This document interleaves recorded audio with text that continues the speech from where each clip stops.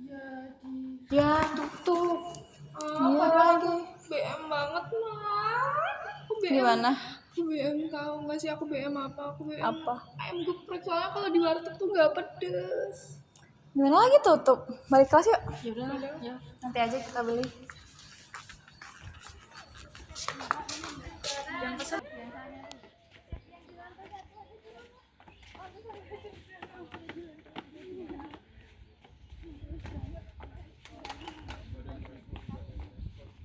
Padahal aku tuh tadi BM banget tau gak sih sama ayam gepreknya kantin. Dia tuh udah enak, terus pedesnya kerasa gitu loh buat aku. Daripada kita beli di warung-warung luar gitu ya. Itu tuh gimana ya, geprek tapi nggak pedes. Bentar. Geprek kantin pedes. Iya. Serius? Iya sih, menurutku ya juga pedas. Ih, sumpah itu di aku nggak kerasa, woi. Serius. Kalau bagi aku ya, aku juga kadang heran sih sama teman-temanku yang di daerah sini gitu kan. Bagi mereka yang pedes, tapi di lidah aku apa yang pedes coba nggak kerasa, sumpah. Ya karena kamu dari Palembang gak sih, Kori? Gitu. Jadi kayak pedes. Apa hubungannya dari Palembang sama pedes enggaknya? Kan Jawa Tengah itu kan terkenal makanan manis-manis gitu loh. Jadi kalau orang Jawa nyoba sedikit aja makanan pedes itu di lidah kita ya kiranya pedes, tapi buat orang Sumatera atau Palembang ya biasa aja gitu sih. Kenapa bisa gitu? Ini terpengaruh dari sejarahnya sih. Dulu tuh Jawa Tengah itu kan masyarakatnya dekat Kerajaan Mataram ya. Pusatnya itu di Yogyakarta itu. Rakyatnya itu memikirkan bahwa makanan manis itu makanan yang sejahtera gitu, makanan yang mulia. Jadi sudah memang itu sejarah dan kebudayaannya mereka beranggapan makanan ini kebanyakan memang manis karena menyimbolkan kesejahteraan gitu. Oh, berarti tuh berhubungan juga nggak sih? Kayak kalau di Jawa tuh lebih suka nanam tebu kayak gitu. Ya dulu di zaman penjajahan, aku pernah baca di zaman penjajahan itu Jawa Tengah itu, kalau di Jawa Barat itu menanamnya teh-tehan gitu. Kalau di Jawa Tengah kebanyakan mereka dipaksa untuk menanam, dari kolonial Belandanya dipaksa menanam tebu gitu. Oh gitu. Pantesan sampai sekarang juga banyak tebu ya? Manis. Ya. Pantesan di Jawa Tengah tuh jadi identik dengan makanan-makanan yang manis ya. Betul. Oke, menarik nih, menarik. Ya pantesan kamu nggak kerasa pedes ya? Iya, beneran deh. Pedes. Aduh, maaf ya guys. Ya. Mungkin lidah orang Sumatera lebih Tajam. terasa. Tajam. Setajam silet. Jangan gitu dong. Oke. Oh iya, berhubungan sama perbedaan makanan tuh ya. Tadi kan Jawa manis, terus kalau Sumatera tuh lebih pedas gitu kan. Itu tuh berhubungan juga nggak sih sama aksen daerah? Soalnya kalau di Jawa sendiri ya, Jawa Tengah tuh aksennya tuh lebih halus gitu loh dibanding Jawa Timur. Itu kira-kira berpengaruh nggak sih? Kalau menurut aku sih berpengaruh ya. Kita ambil contoh aja nih, misalkan sama-sama Jawa nih, Jawa Timur sama Jawa Tengah. Itu kita tahu kan kalau misalkan logatnya berbeda gitu. Kalau dari buku sejarah yang aku pelajarin dulu, itu tuh juga ada pengaruhnya sama zaman kerajaan dulu gitu. Jadi kalau di Jawa Tengah kan dia lebih ininya sama kerajaan Mataram yang pusatnya di Jogja tadi kan. Nah, di kerajaan Mataram itu dulunya memang di apa ya namanya, memang anggota kerajaannya dan juga raja-rajanya itu memang mempertinggikan atau menjunjung rasa kesopanan dan juga kehormatan seperti itu. Tapi sedangkan kalau di Jawa Timur itu kan ada kerajaan Majapahit tuh. Nah, kalau di kerajaan Majapahit tuh dia memang dari pembawaan rajanya dan juga segala kesultanannya itu tuh memang lebih kayak otoriter gitu. Jadi tegas, orangnya lebih lugas lah kalau ngomong kayak gitu. Mungkin gitu sih ya. Mungkin sama interaksi sosialnya. Kalau di masyarakat Mataram, maksudnya di Jawa Tengah itu, masyarakatnya tuh lebih homogen ya. Iya, betul. Homogen. Nah, mereka itu ya udah sama gitu loh. Jadi dari dulu sampai sekarang mereka menerapkan bicara halus, sampai sekarang pun bicaranya masih halus gitu.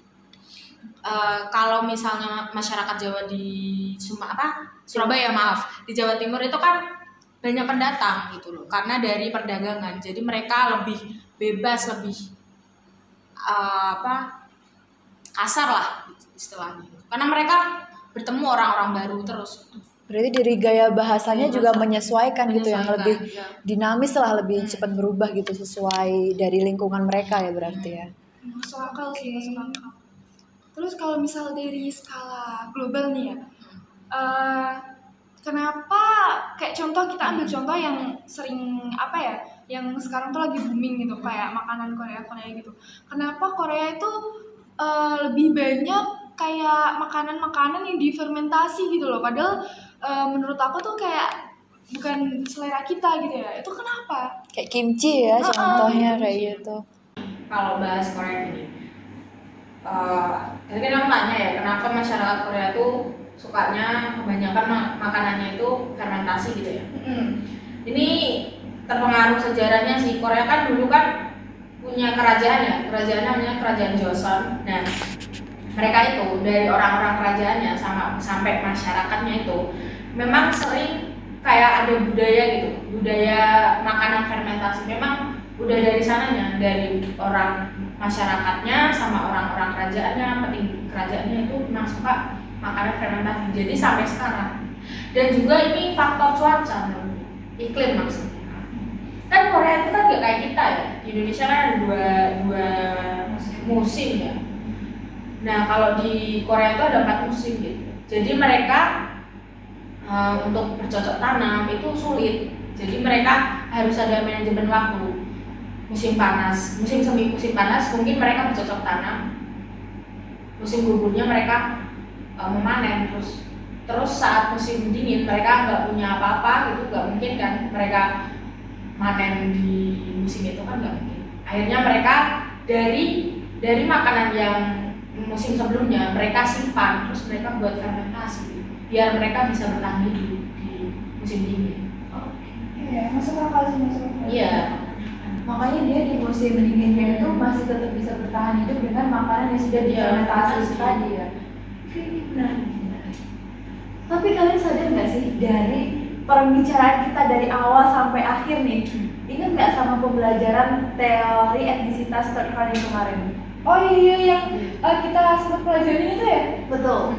Nah itu kan kemarin dari yang Sturhal itu ada teori tentang etnisitas nih, yang mana konsepnya itu bernama performativitas etnis yang dikemukakan oleh Sturhal itu tadi. Nah di teori itu dia menjelaskan bahwa etnisitas bukanlah sifat tetap dari individu atau kelompok, tetapi merupakan identitas yang dibangun dan dipertahankan melalui interaksi sosial dan representasi budayanya. Jadi kayak secara nggak langsung dari segala perbedaan kita, dari mungkin daerah Jawa dan Sumatera ataupun Indonesia dengan negara lainnya, itu kan memiliki banyak perbedaan ya, dari makanan dan juga budaya dan dialek dan lain sebagainya lah. Itu termasuk dari etnisitas nggak sih? Karena membentuk identitas kita masing-masing loh. Iya sih ya. Berarti dari tadi kita tuh ngomonginnya ya seputar teori etnisitas itu. Iya. Wah keren nih, menarik ya. Terus kalau misal kita kan udah ngomongin kayak apa ya, contoh-contohnya ya. Terus kira-kira fungsinya apa ya? Fungsi teori itu sendiri gitu buat kita. Kalau dari aku nih ya, dari kita pembelajaran kita yang kemarin sampai kita diskusi kayak gini nih, itu sebenarnya sangat bermanfaat loh bagi kita, khususnya mahasiswa ya, pemuda kita ini. Biar apa sih gitu? Biar kita lebih tahu dan paham terkait sejarah budaya kita yang dahulu itu seperti apa, lalu perkembangan di kehidupan dan interaksi sosial seperti apa gitu. Jadi secara tidak langsung kita juga tahu nih kalau misalkan masing-masing dari kita memiliki identitas dan juga etnisitas yang berbeda-beda dan dari latar belakang yang berbeda-beda. Itulah kenapa kita harus saling menghormati dan menghargai, ya nggak sih? Iya benar sih, benar. Berarti tuh kayak misal kita sebagai mahasiswa tuh bisa kita jadi objek penelitian juga nggak sih? Oh, bisa. Ya, kayak tadi dia kan dari Sumatera nih, kita dari Jawa. Kamu pikir itu pedes, dia pikir enggak. Ya Nggak pedes sama sekali sih buat aku. Alah, itu pedes banget sih. Enggak, Itu bisa